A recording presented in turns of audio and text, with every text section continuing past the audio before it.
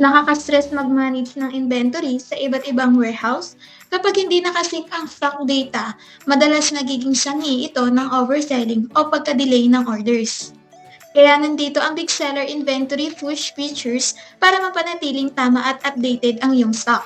Sa Inventory Push, madali mong masync ang stock quantity sa iba't ibang warehouse at sa iyong online stores. Ganito lang kasimple.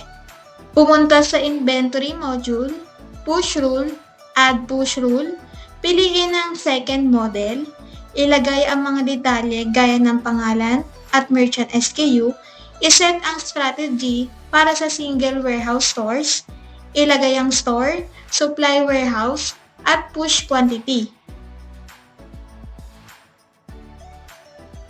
Mas inirekomenda ang pagpili ng convert to sold out. Kapag available stock ay mas mababa sa isa, automatic na magiging zero o sold out para maiwasan ang overselling. Para naman sa multiple warehouse store, may kaunting pagkakaiba.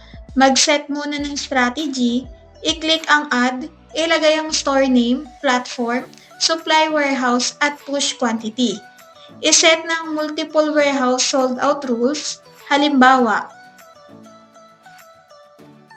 kung si Store A Platform Warehouse A01 ay nakalink sa Supply Warehouse BS01 at BS02, kapag ang combined inventory ay BS01 plus BS02 ay bumaba sa threshold, ang stock ng A01 ay magiging 0 or sold out.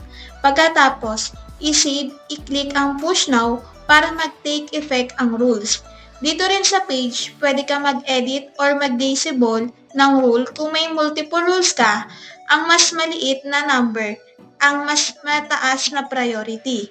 Sa isang click lang, automatiko na i-update ni Big Seller ang product stock level sa lahat ng connected stores mo. Simulan na ang paggamit ng Big Seller Inventory Push features ngayon at gawing mas simple ang warehouse management. Kung may katanungan ka, huwag mag-atubiling makipag-ugnayan sa amin. Customer service para sa tulong.